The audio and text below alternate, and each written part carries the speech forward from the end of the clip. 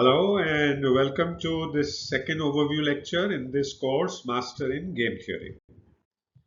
So in this particular lecture, after having talked about what is game theory in the last lecture, we will talk about what are the careers you can take or make after learning game theory and of course learning well.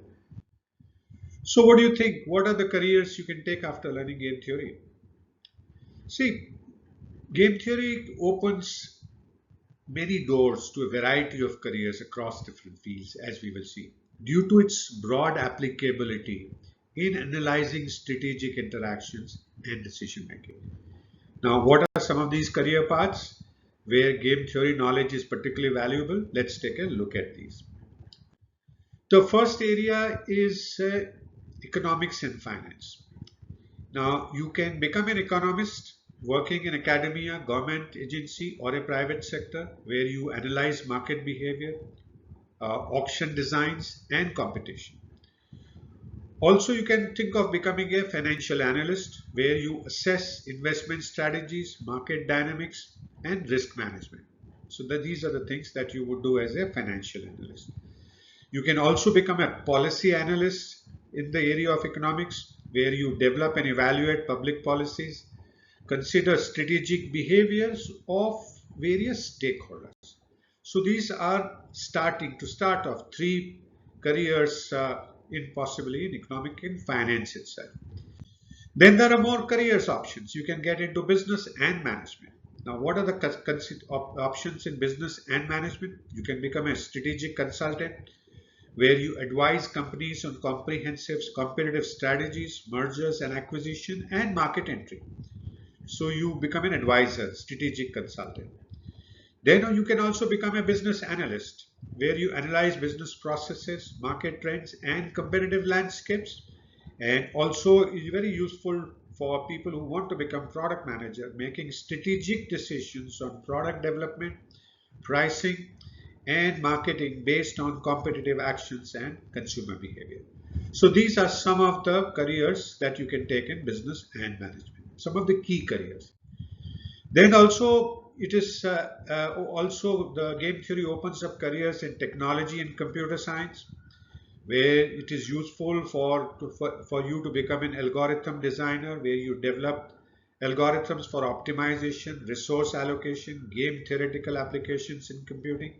Did you ever think of that? As a data scientist, you can use game theory models to analyze data and predict behavior of various domains. And also as an artificial intelligence researcher, where you can apply the game theory to machine learning, multi-agent systems, and automated decision making. Another area that you can make career is political science and international relations. Now, in that, you can become a political analyst where you study electoral strategies, legislative bargaining, and international negotiation.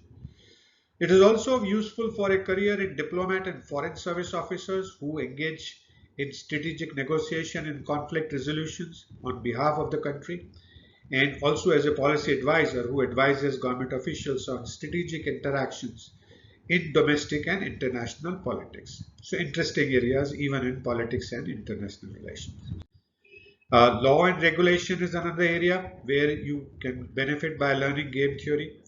There you can become a legal analyst where you apply the game theory to understand and predict outcomes of the legal disputes, negotiation, and regulatory impacts.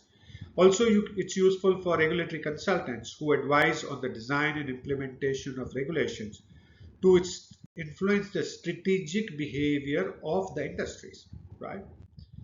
More in operations and research and logistics that can't be left out. In that area, you can become an operations research analyst, OR analyst, where you optimize logistics, supply chain management, and resource allocation using game theory. Also, it is useful for a logistic manager who strategically plans and coordinates the movements of goods and services. So these are some of the careers in operations research and logistics. Then in health and behavioral sciences, can you believe? In health and behavioral sciences, you can become a health economist. As a health economist, you will be analyzing healthcare markets, insurance schemes, and policy impact on health outcomes. Also, you can become a behavioral scientist, studying how individuals make decisions in strategic context, often incorporating psychological insights.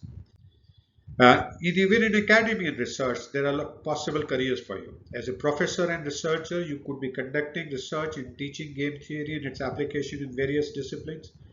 And also as a research scientist working in think tanks, research institutes, or private sector R&D, focusing on strategic decision making and modeling.